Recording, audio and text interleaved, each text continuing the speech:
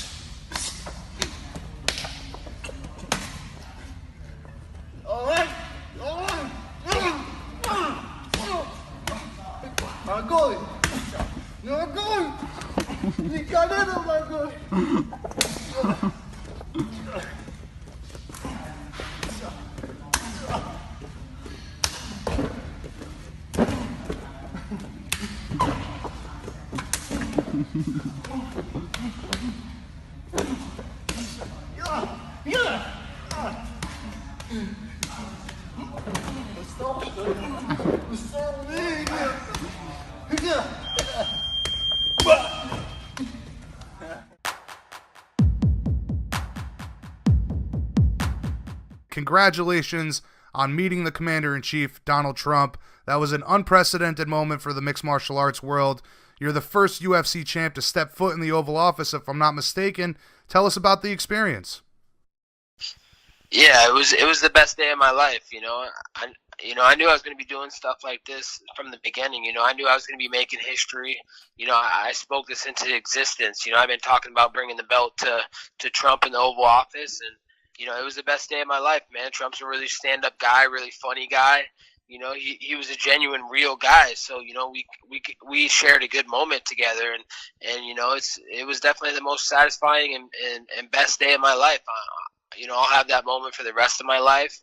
And I'm just thankful I could give my belt, my world championship, UFC championship, to Trump. He was even a little surprised when I gave him the belt. He was trying to give it back to me, but I said, no, Trump, this belt is for you. You are the champion of the American people. So, I had, it was the best day of my life.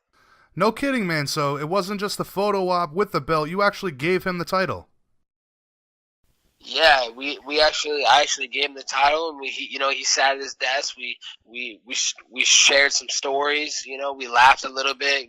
We just hung out for a good 30, 45 minutes and just bullshit. And he's a big MMA fan, big UFC fan, and big wrestling fan. I didn't know he used to wrestle back when he was in high school. So it's pretty cool that we come from the same lineage, wrestlers. I guess that's what all the greats come from. That's why we are the great American winning machine. You can't stop this.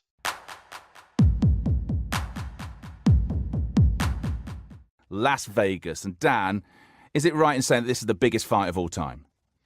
Yeah, absolutely. I think, with the rise of the two fighters, obviously Khabib was quietly simmering for about 15 fights until he kind of hit the UFC, and then I mean, he's become a massive star because he's so ferocious and so dominant. And then Conor McGregor is, well, the biggest star we've ever had in the sport. And fortunately, they're both in the same weight class. They're very, very different in characters and in fighting styles as well.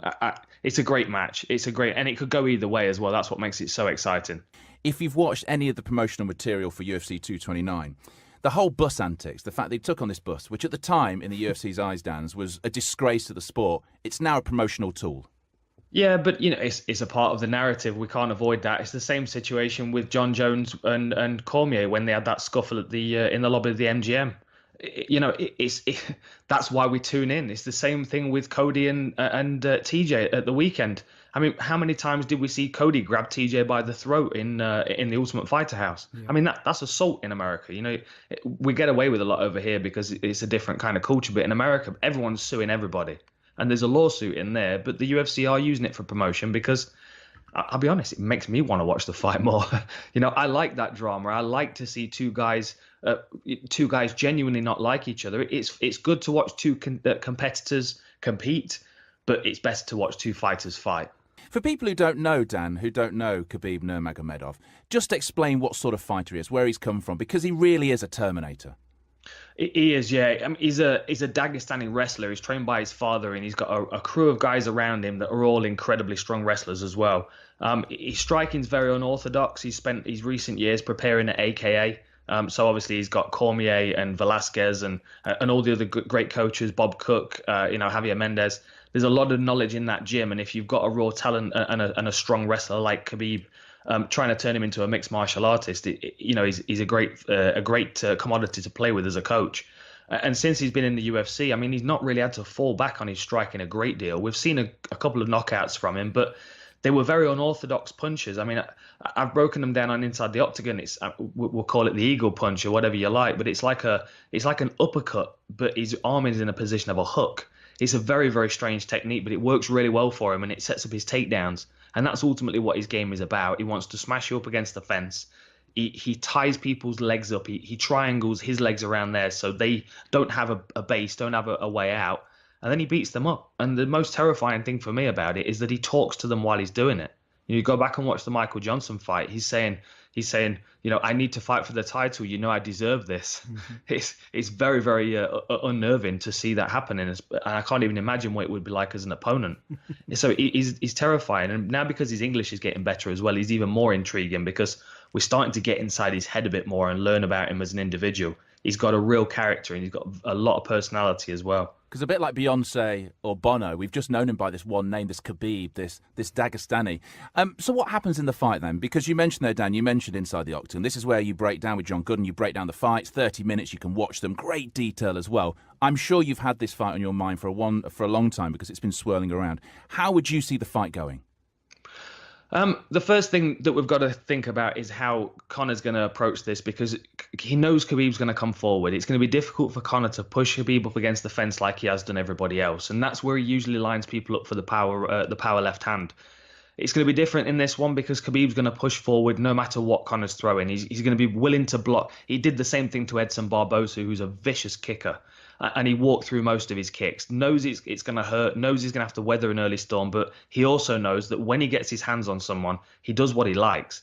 And because he's still unbeaten, it's never been proven any different to him. No one's ever really caught him with a good shot and put him down. I mean, we saw him hurting in the Michael Johnson fight, but Khabib's main vulnerability for me in this fight is that he's got no footwork. He only knows forward. There's no idea of cutting off the octagon until he's actually got his hands on someone.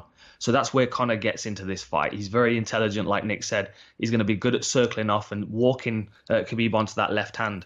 I think this is going to be a very different version of Conor than we've ever seen. I think we're going to see a lot more lateral movement and more footwork. I think he's going to come in slightly lighter and better conditioned. And I think he's going to expect to be taken down at least a couple of times. But, going back to the point I made earlier, the quick turnaround of this fight to me tells me that he's thinking if he can get Khabib to be mainly focused on his weight cut for the fight and overconfident that he's going to be able to do what he always does, then Conor can predict what he's going to do when he actually gets in there and then set him up. And I think that, weathering an early storm is likely for Conor. I think he's probably going to have to maybe even get out the first round, get back to his feet a couple of times. But I think he'll find a place for that left hand at some point, maybe late second, early third. And I think Khabib will walk onto it. And we've seen him slow down in the Al Iaquinta fight. First time we've seen him do 5 rounds. Yep. He did slow down. You know, there were points where you start thinking to yourself, if he was fighting Conor here and there was that sharp left hand in the toolbox, he'd be in trouble.